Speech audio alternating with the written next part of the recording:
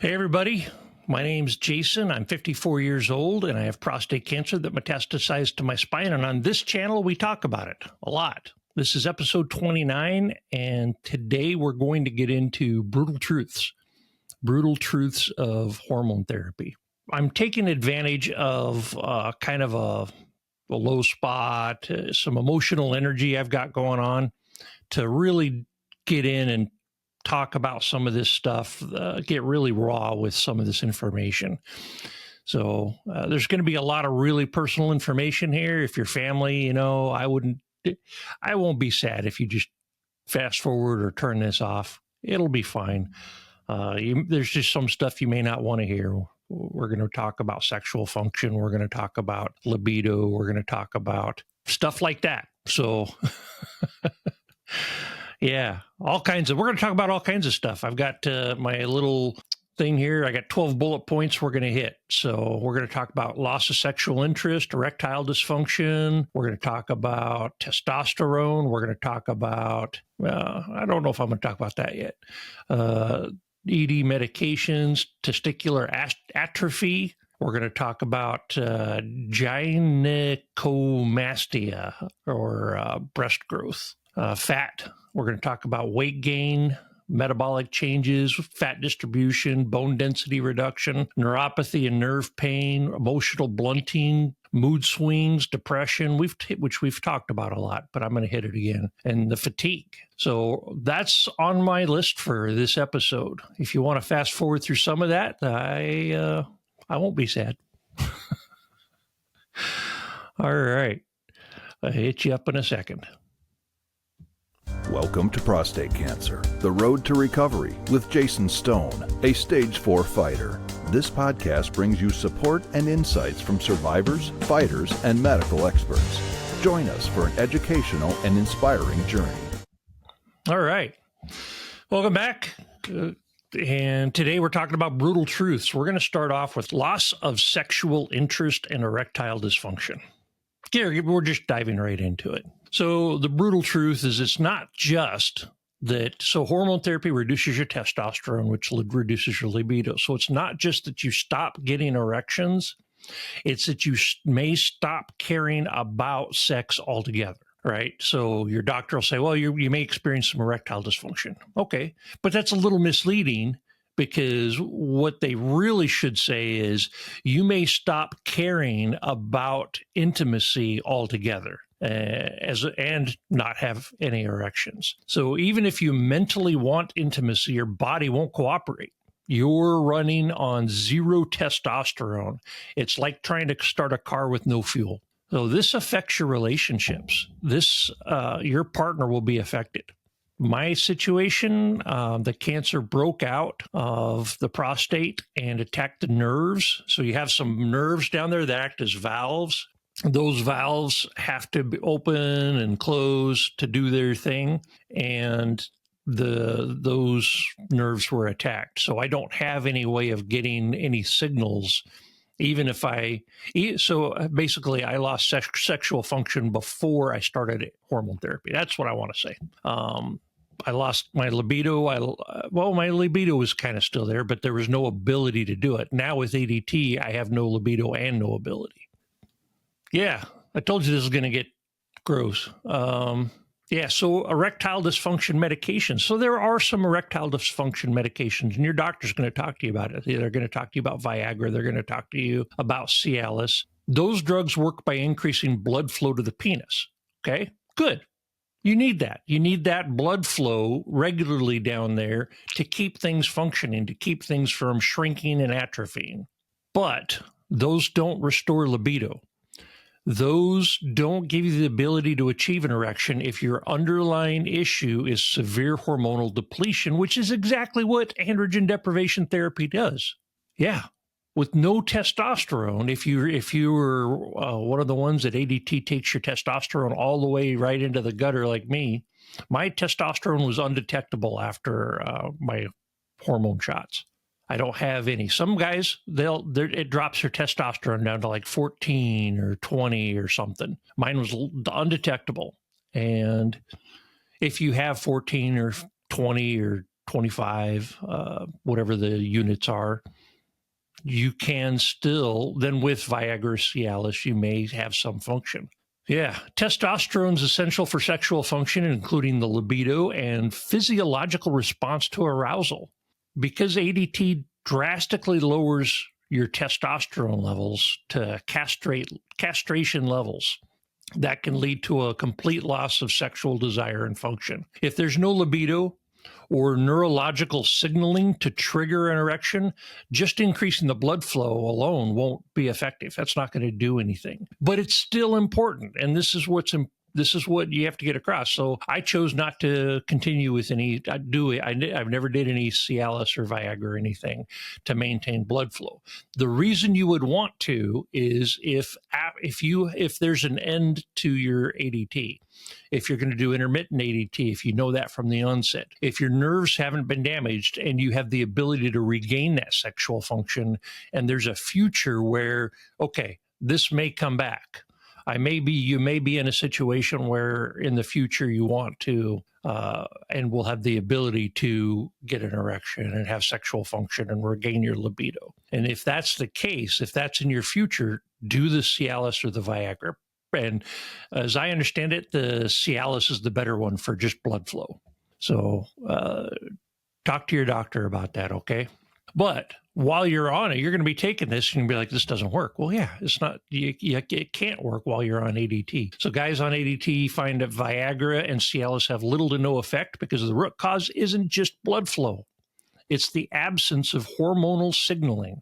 Now, exceptions. There's always exceptions. Some of you guys are in these exceptions and you're watching this and you're going, yeah, but that's not what happened to me. I get that. Some men can retain partial erectile function on ADT if their testosterone isn't fully suppressed. Or if you are doing testosterone sparing strategies like intermittent ADT, where you drive your testosterone low and let it recover, and then drive it low and then let it recover. That puts you in the exception category. Now, on top of all that, let's get gross. There are mechanical aids. So there's a vacuum pump, vacuum erectile device. They call them VEDs, VEDs. Or you can even go straight for a penile implant. Lots of guys do this. They do the penile implant where you can have function regardless of your hormone levels. So some men, for me, I know I'm only 54, but I made a decision. I'm not doing anything like that. And but those are options. You can use a vacuum pump to help maintain blood flow, help maintain size, and you can do a penile implant.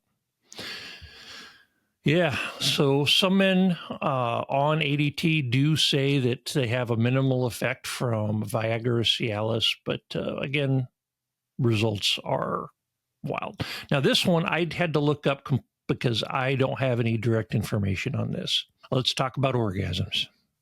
Orgasms, as I understand it, based on what I'm reading my talking points here, orgasms feel different. Sometimes they're barely there. Now, that's contrary to what I read in the forums. The guys in the Facebook prostate cancer forum, they'll say that it's the most intense orgasm they've ever had once there's no fluid there, the dry orgasm. But then this is saying that most men will report a sensationless orgasm. So muscle contractions with no pleasure. Yeah, either way, it's going to feel different. Whether it feels better or worse I don't know. And I don't have any direct experience there. So like I said, one of my symptoms that led to me getting diagnosed was just a complete loss of libido and sexual function. So back to the reduced efficacy of erectile dysfunction medications. Pills like Viagra and Cialis only work if you have some testosterone left. I got a cut and paste error where I put something in there out of order. On ADT, they're mostly useless. The meds improve blood flow, but they don't replace hormones. It's like putting premium fuel in a car with a dead battery. I like analogies. All right, so we've talked about erectile dysfunction. We've talked about Orgasms. Let's go to testicular atrophy. And persistently low testosterone. Yeah, so the brutal truth is your testicles shrink a lot.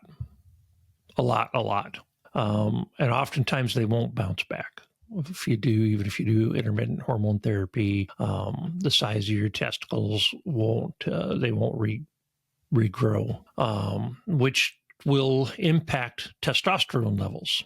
So even if you stop ADT, your testosterone levels may never fully recover. And that's what a lot of guys experience. It can take a year to 18 months for testosterone to recover and stabilize at a level, and that level it stabilizes at will be lower than the original level. So my original testosterone was 444 nanograms per milliliter. And if I were to do intermittent hormone therapy due to testicular atrophy, my testosterone's never going to recover to the 400s again. I'd be surprised if I was 150 at this point. So which puts you into low testosterone may be permanent for some men. And what happens when you get low testosterone is the hot flashes, the fatigue, the muscle loss, even after coming off hormone therapy and regaining some testosterone, if your testosterone's low, those are still symptoms you experience. So you may experience hot flashes, fatigue, muscle loss indefinitely if your testosterone doesn't recover to normal levels, whatever normal levels are for your age. Yeah, so that's a rough one. All right, let's move on. Let's talk about breast tissue. So I looked this, and this is the start of the whole episode. I was watching a movie this weekend. My wife put her head on my chest. I'm groping my boob, if you can't see. And she put her head on my chest, and it hurt. And I was like, what the frick? And so I started feeling around down there, and I'm like, this doesn't feel right. It doesn't feel right at all. It doesn't. And so I've got a note out to my doctor. It's tender, and there's material there that I don't think should be there. And so I've got a note out to my doctor. I'm seeing them here near the end of the month. And I said, I want to talk about gynecomastia. I don't know how to say that word. And breast tenderness and possible breast growth. So what little research I did indicates there may be radiation may be an option. They can radiate the breast on men that are on hormone therapy that are starting to grow breasts, and they can irradiate it and stop that breast growth. That's an option. But once the breast tissue starts growing, the actual breast tissue, not just fat, and that's what I need my doctor to help me sort out. Once the glandular tissue develops, it won't go away without surgery. And that can be painful. It can be tender. You can have severe nipple sensitivity. Even light touches can get uncomfortable. Man, I hope no family's watching. This is just, all right, sorry. But we got to know this. This is stuff we got to know, right? And this is an uncomfortable conversation for me going through this, but it's an uncomfortable conversation even for some doctors. There's so much information when you're sitting face-to-face with your doctor and you've got a 20 or 30-minute block of time. They can't go through everything to a level of detail that's necessary. So, which is why you rely on resources like this. So I want to make sure you're getting the information you need. Yeah. So with ADT, with your testosterone dropping, your hormone levels can get out of whack and you may start growing breast tissue. It's not a symptom that all men get. This is that just because you're on ADT doesn't mean you're going to grow breasts. But it might be a symptom I'm starting to experience. And I've been on hormone therapy since August of 2023. I took the Zytiga pills August 11th, and I got my shot on August 21st of 2023 since March 6th, 2025. So yeah, it's tracking. All right, let's move on. Fat redistribution and muscle loss. So the brutal truth, you lose your male body shape. Fat builds up to some extent. Fat starts building up around your stomach and your chest, which I'm hoping I'm wrong. I'm hoping this is just fat. and your muscle wastes away. So I'm losing definition. I'm losing my shoulders. My shoulders are like tiny now. I'm losing definition in my chest, which may mean this is just fat buildup. Man, I hope so. But fat builds up while your muscle wastes away. So without testosterone, your body stops prioritizing muscle retention, which means you have to work more than twice as hard to maintain strength. And you're not going to be able to maintain strength. You're going to lose some strength. And the fat gain isn't just cosmetic. And this is the rough truth of the brutal truth. This is the brutal within the brutal. Is the fat gain raises diabetes risk for diabetes. It raises heart problem risk, heart risks. And a lot of guys that are in treatment for long-term treatment for prostate cancer, oftentimes what they end up passing away from isn't the prostate cancer. It's not necessarily the prostate cancer that kills you. If you're doing this treatment for 5-10 years, it's the heart issues. So, yeah, you've got to do the exercise, Jason. Jason, you've got to exercise. If there's any other Jasons watching this, I'm talking to myself on that one. Because I'm really horrible at setting this. The fatigue from this treatment it's tough to overcome. So weight gain. The weight gain and the metabolic changes, you gain weight fast, and it's in all the wrong places. ADT slows your metabolism, making it harder to burn calories. You can diet and exercise, but losing weight is absolutely an uphill battle. So I've got a note out to my doctor when I meet at the end of the month, near the end of the month. I am going to ask about other options. I don't want the surgery. I don't want to do the stomach surgery, stomach stapling, bands, whatever, nothing like that. But I am considering going on something like Ozempic, or I think it's called a GLP-1 inhibitor. And it has its own side effects, and they're not good side effects. What side effects are good, right? It's not great, but considering the side effects I'm on and the increased risk of heart disease from my weight gain, from my size, that makes the other side effects a lot smaller. So I'm going to talk about it. I don't know if I'm going to go on it. I don't know if she'll prescribe it, but I'm going to talk about it and see if I can get some help. Because, if I can get some help and start losing weight, and that will improve my mood and my motivation, which will get the positive loop going, because I'm in a negative loop right now. It's been a rough few months. Anyway, losing weight's an uphill battle. All right, moving on. Bone density. You start losing bone density immediately, and it's a double-pronged effect. It's not just the Lupron, it's just not just the low testosterone, but it's also the prednisone that you end up being on because of the shots, because of the what do they call it, second generation hormone treatment. The prednisone causes you to lose bone density as well. And that means if you fall, I'm scared of falling. I did physical therapy because I wanted to strengthen my core a little bit, help my back recover, but also because I was getting to the point where I was nervous about tripping. A fall could lead to a major fracture. And I've already had a fracture on my L1. My L1 already compression fractured. And so I had to get a procedure called kyphoplasty to fill that up with cement, which helped amazingly.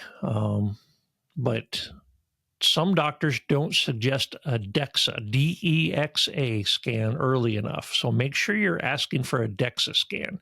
Figure out what your bone density is and then monitor it. And I don't know how often you're supposed to do a DEXA scan. If you know how long you're supposed to do one, leave something in the comments. I've only done the DEXA scan at the start of my treatment. I don't know where I'm at with my bone density now, but I'm all up in my head right now. Ask for a DEXA scan. All right. Neuropathy and nerve pain.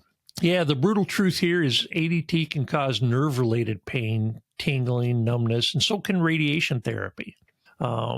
Some men get neuropathy symptoms similar to diabetes, even if they've never had diabetes. So I don't have diabetes. I'm not even pre-diabetic. My numbers look really good, but my right big toe is numb at the top, and I've started getting the skin cracking up there, which means there's loss of blood flow, and so I've got some neuropathy indications that aren't good.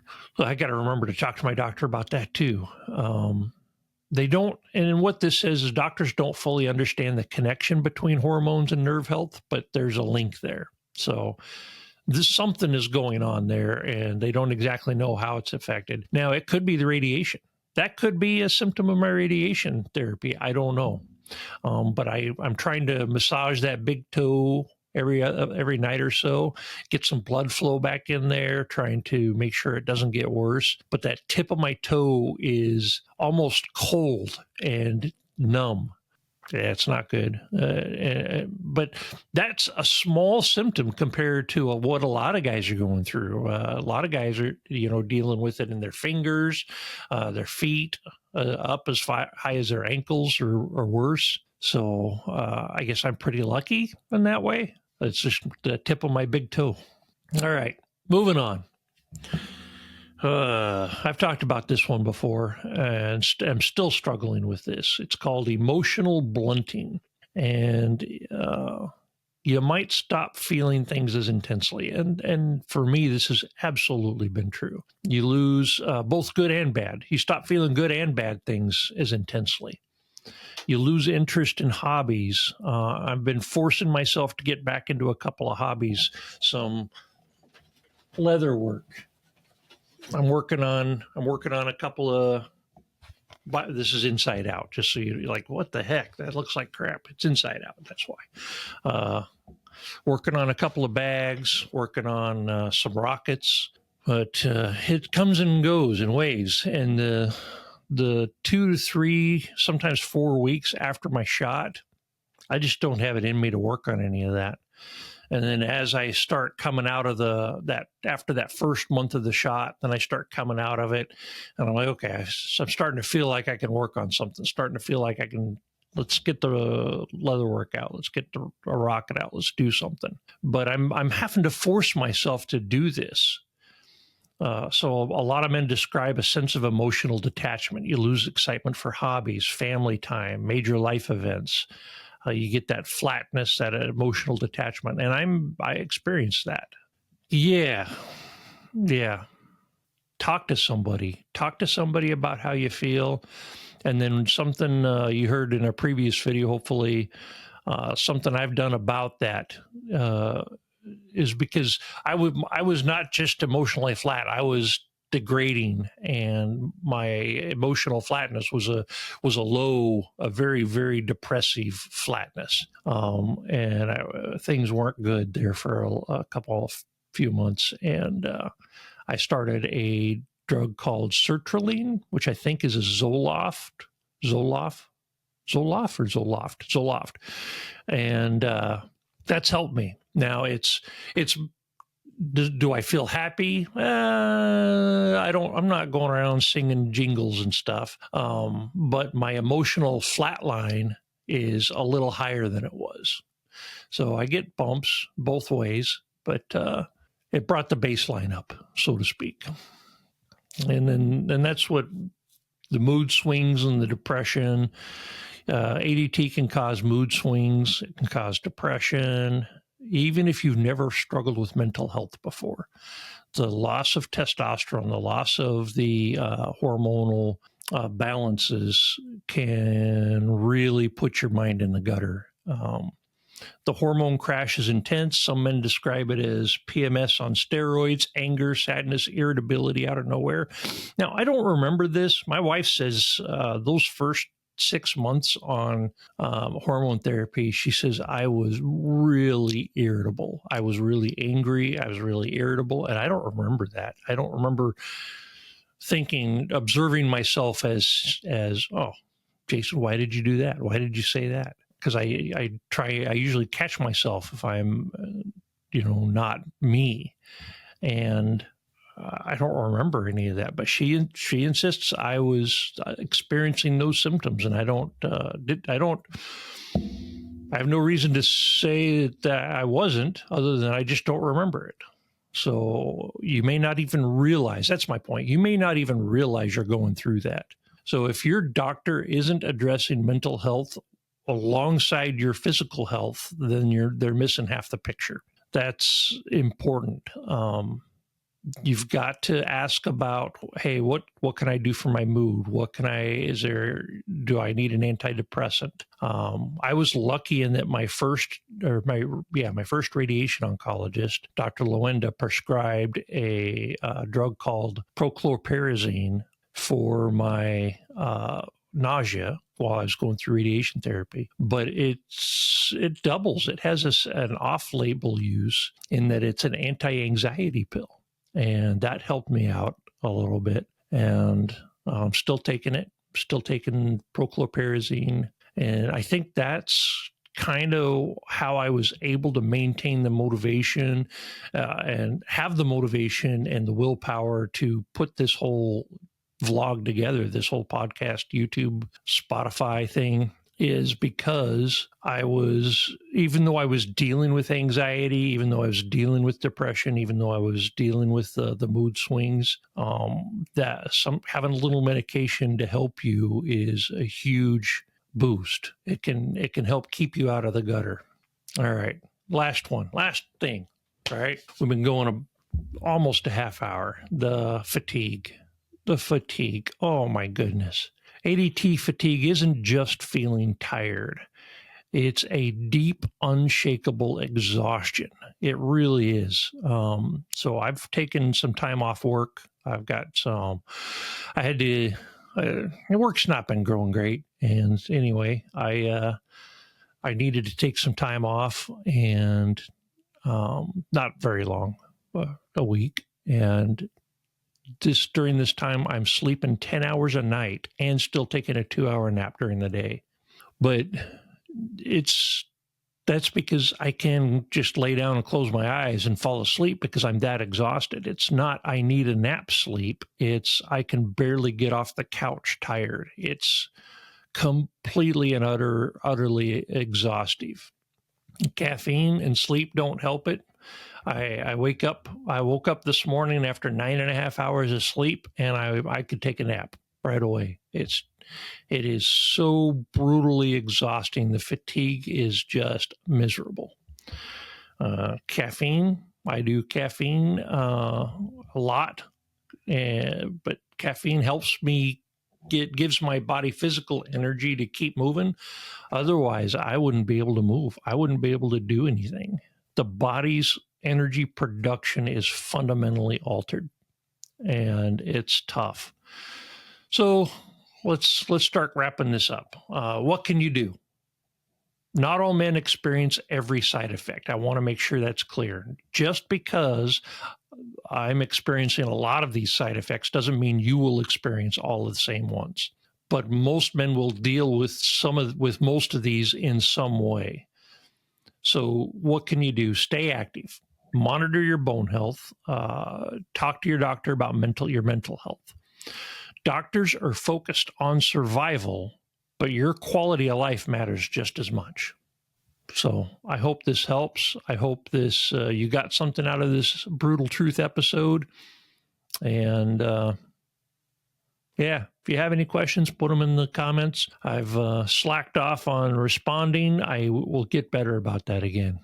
All right. Love you all.